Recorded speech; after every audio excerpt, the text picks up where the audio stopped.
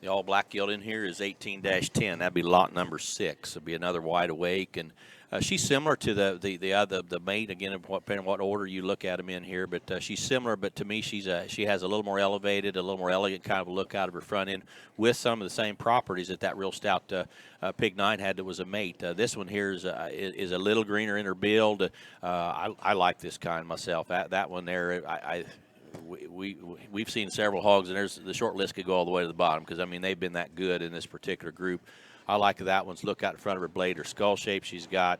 I like her angle she's got out of her shoulder blade, knee and front foot. Big set of bones, a flexible hind leg, reach is good, and again she's a little greener in her muscle, and a little greener in her build, which to me is those are the fun ones to feed. You can just do anything you need to, whatever direction, because they're so correct and they're dense in their feature, but they're still good looking.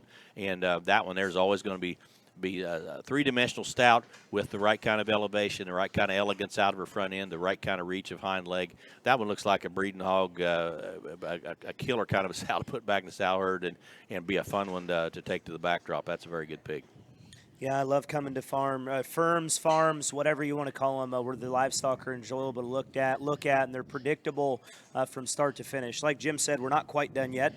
We're getting close. I'm waiting to find the bad one. We haven't yet, and maybe he's not coming. This has been a very easy set of hogs to look at, and man, like he said, this one just looks like a lady to me. But what I love about these hogs at Livermore's, there's 3 things very, very consistent within the group offered. Bonework's all big. Joints are comfortable, and these hogs are so impressive coming at you. And like he said, we did the litter mate earlier, and she's probably just a little burlier built and looks a little more like a market hog. This looks like the front pasture kind, just in terms of her silhouette and design from the side.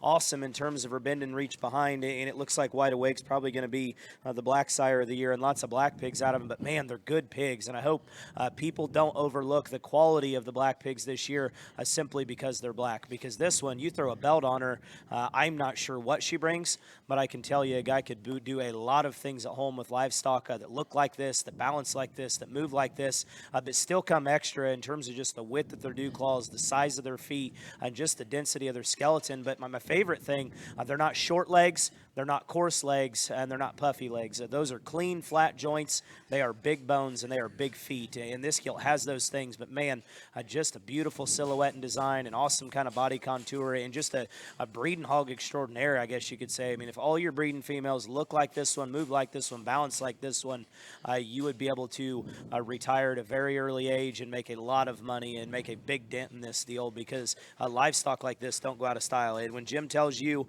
she's my kind, Jim, you're not an old man by any means, but you've been doing this for a minute. You've won a lot of shows, and you've been very successful. And when he says he finds one that's his kind, you better listen in, because this hog here has got quality written all over her.